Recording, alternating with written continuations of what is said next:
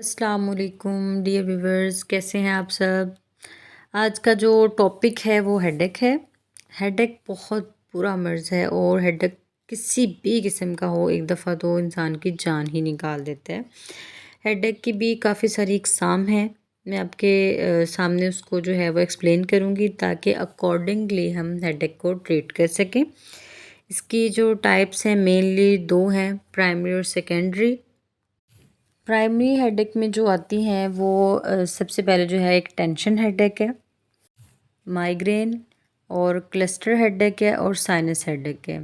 इन सबको मैं आपको जो है वो एक्सप्लेन भी कर देती हूँ। और सेकेंडरी जो हैं उनमें आती है ट्रॉमेटिक मेडिकेशन रिलेटेड, ट्रॉमेटिक में कोई ब्रेन से रिलेटेड कोई भी डिज़ीज़ हो तो वो ट्रॉमेटिक में आएगी और ये सारी सेकेंडरी टाइप हैं। अगर किसी डिज़ीज़ की वजह से किसी वजह से हो तो वो होती है सेकेंडरी टाइप में आ जाती है। अस्सलाम वालेकुम डियर व्यूवर्स, कैसे हैं आप सब। आज का जो टॉपिक है वो हेडेक है। हेडेक बहुत बुरा मर्ज़ है और हेडेक किसी भी किस्म का हो एक दफ़ा तो इंसान की जान ही निकाल देता है। हेडेक की भी काफ़ी सारी इकसाम हैं। मैं आपके सामने उसको जो है वो एक्सप्लेन करूँगी ताकि अकॉर्डिंगली हम हेडेक को ट्रीट कर सकें। इसकी जो टाइप्स हैं मेनली दो हैं, प्राइमरी और सेकेंडरी। प्राइमरी हेडेक में जो आती हैं वो सबसे पहले जो है एक टेंशन हेडेक है, माइग्रेन और क्लस्टर हेडेक है और साइनस हेडेक है।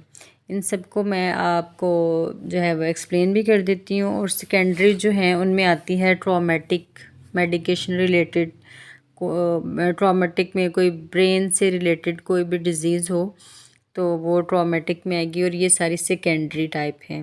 अगर किसी डिज़ीज़ की वजह से किसी वजह से हो तो वो होती है सेकेंडरी टाइप में आ जाती है। हेडेक का मैं साथ ही आपको ट्रीटमेंट बता देती हूँ। इसमें ये करना है, आपने कोल्ड या हॉट पैड्स जो हैं वो यूज़ करने हैं, आपको जो बेनिफिशियल रहे। लेकिन ज़्यादा मैंने इसमें जो इफ़ेक्टिव देखे हैं वो कोल्ड आइस पैक्स ही देखे हैं। आप उसको अगर यूज़ करें, ठीक है, फ़ोरहेड पे, टेम्पल्स पे, तो आपको बहुत ज़्यादा इससे फ़र्क महसूस होगा। और आप रेस्ट करें घर पर, जो शोर वाली जगह है वहाँ से अवॉइड करें, रेस्ट करनी चाहिए इसमें। और मेडिकेशन में सिंपल पैनाडोल, सिर्फ 2 पैनाडोल, जो अडल्ट डोज है, ये अडल्ट के लिए बता रही हूँ, तो ये सिर्फ 2 सिंपल पैनाडोल लेनी चाहिए और इसके अलावा कुछ भी जो है वो ना लें आप। बेहतर ये होगा कि आप रेस्ट करें। अगर बहुत शदीद किस्म का आपको हो रहा है और बिल्कुल भी कंट्रोल नहीं हो रहा तो फिर आप किसी डॉक्टर के पास चले जाएँ। और नेक्स्ट जो टाइप है वो है माइग्रेन। माइग्रेन जो है वो वन साइडेड पेन है और थ्रोम्बिंग किस्म का पेन होता है। ये सर के किसी हिस्से में, मतलब कि आधे सर का दर्द जिसको हम बोलते हैं, इसको दर्द शकीका भी कहा जाता है, आधे सर का दर्द है और इसको हम माइग्रेन बोलते हैं। और ये बड़े ज़ोर किस्म का होता है, ऐसा लगता है जैसे कोई अगर आप टेम्पल पे रख के फील करेंगे तो आपको फड़कती हुई जो है वो नस जो है वो आपको फील होगी। ये माइग्रेन है। और माइग्रेन को जो ज़्यादातर चीज़ें ट्रिगर करती हैं वो है शार्प लाइट्स, मतलब कि अचानक से आँख में अगर कोई लाइट जो है वो पड़ जाए तो उसकी वजह से माइग्रेन हो जाती है। और मीठा जो है ये भी माइग्रेन को ट्रिगर करता है। तो माइग्रेन में मैनेजमेंट हमने ये करनी है कि सबसे पहले उस पेशेंट को peace and calm environment provide करना है। वहाँ पे लाइट नहीं होनी चाहिए, डार्क रूम होना चाहिए। और पेशेंट के बिल्कुल भी जो गर्दनवा है उसमें शोर बिल्कुल भी नहीं होना चाहिए। ऐसे पेशेंट जो हैं वो डार्क रूम में बहुत ही ज़्यादा कंफर्टेबल फ़ील करते हैं और साइलेंट प्लेसेस पे बहुत ही ज़्यादा सही रहते हैं। और जिस साइड पर हो वहाँ से आप हल्का सा, मतलब अपने बालों को जो है वो ऊपर की तरफ अगर खींचे तो आपको बहुत ज़्यादा फ़ील होगा, एक काम फ़ील होगा, एक सुकून महसूस होगा।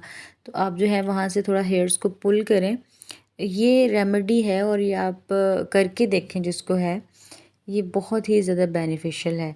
और माइग्रेन में भी आपने कोई हाई पोटेंसी मेडिसिन नहीं लेनी। और सबसे बेहतरीन हल ये है कि जैसे माइग्रेन आपको लग रहा है कि मुझे स्टार्ट हो रहा है, तभी आप 2 जो है वो सिंपल पैनाडोल ले लें, तभी आराम से रेस्ट करें। इसका इलाज जो है वो रेस्ट ही है एट द एंड।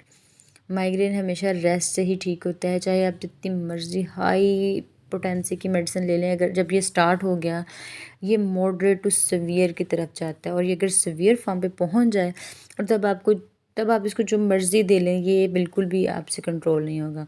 तो बेहतरीन हल यही है कि आप शुरू से ही इसको 2 सिंपल पैनाडोल लें, ठीक है। अगर आप चाय वगैरह पीते हैं तो ठीक है, आप थोड़ा सा चाय लेके और सादा आप रेस्ट कर लें और डार्क रूम में चले जाएं और साइलेंटली आप जो है वहाँ पे पड़े रहें।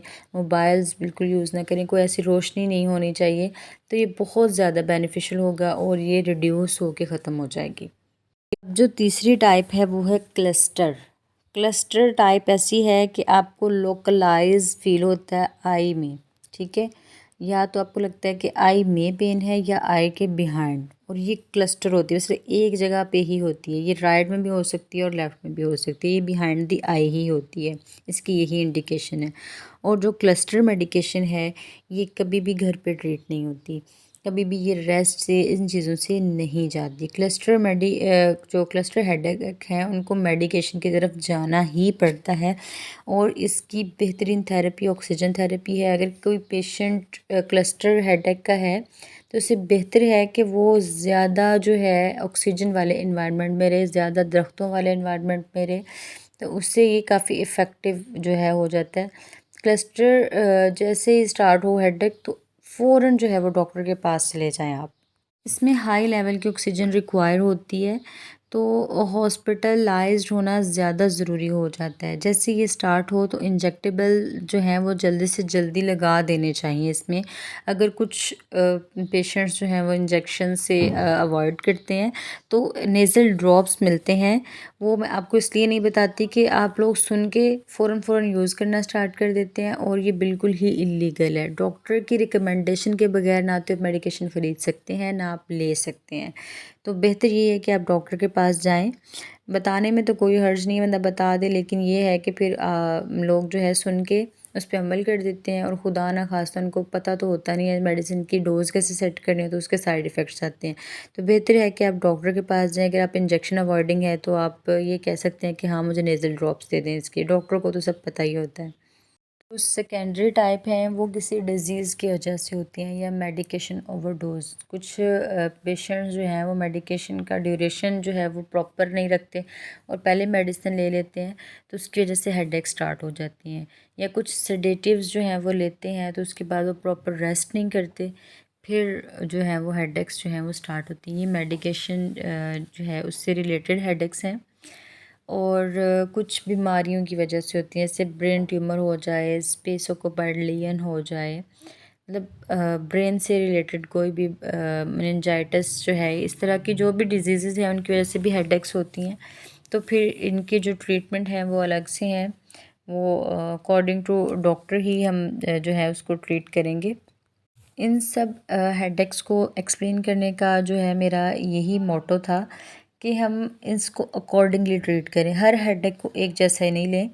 अगर हम इसको अकॉर्डिंगली ट्रीट करेंगे तो बेनिफिशियल रहेगा। तो सिंपली मैं आपको ये कहूँ कि अगर आपको कोई भी हेडेक स्टार्ट हो रहा है ना, तो आप सिंपल पैनाडोल लें। आपने कोई भी हाई पोटेंसी वाली मेडिसिन लेनी, और जैसे ही हेडेक स्टार्ट हो तब ही आपने रेस्ट और ये 2 पैनाडोल जो है वो स्टार्ट कर देनी है। इसके अलावा आपने कुछ नहीं करना ताकि मज़ीद दर्द में इजाफ़ा ना हो और ये झंझट से जान छूट जाए। जो सेकेंडरी टाइप हैं वो किसी डिज़ीज़ की वजह से होती हैं या मेडिकेशन ओवरडोज। कुछ पेशेंट्स जो हैं वो मेडिकेशन का ड्यूरेशन जो है वो प्रॉपर नहीं रखते और पहले मेडिसिन ले लेते हैं, तो उसकी वजह से हेडेक स्टार्ट हो जाती हैं। या कुछ सेडेटिव्स जो हैं वो लेते हैं तो उसके बाद वो प्रॉपर रेस्ट नहीं करते, फिर जो है वो हेडेक्स जो हैं वो स्टार्ट होती हैं। ये मेडिकेशन जो है उससे रिलेटेड हेडेक्स हैं।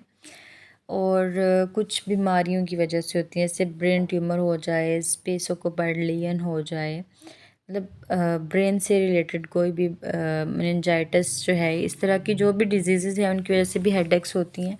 तो फिर इनके जो ट्रीटमेंट हैं वो अलग से हैं, वो अकॉर्डिंग टू डॉक्टर ही हम जो है उसको ट्रीट करेंगे। इन सब हेडेक्स को एक्सप्लेन करने का जो है मेरा यही मोटो था कि हम इसको अकॉर्डिंगली ट्रीट करें। हर हेडेक को एक जैसा ही नहीं लें। अगर हम इसको अकॉर्डिंगली ट्रीट करेंगे तो बेनिफिशियल रहेगा। तो सिंपली मैं आपको ये कहूँ कि अगर आपको कोई भी हेडेक स्टार्ट हो रहा है ना, तो आप सिंपल पैनाडोल लें। आपने कोई भी हाई पोटेंसी वाली मेडिसिन लेनी, और जैसे ही हेडेक स्टार्ट हो तब ही आपने रेस्ट और ये 2 पैनाडोल जो है वो स्टार्ट कर देनी है। इसके अलावा आपने कुछ नहीं करना ताकि मज़ीद दर्द में इजाफ़ा ना हो और ये झंझट से जान छूट जाए।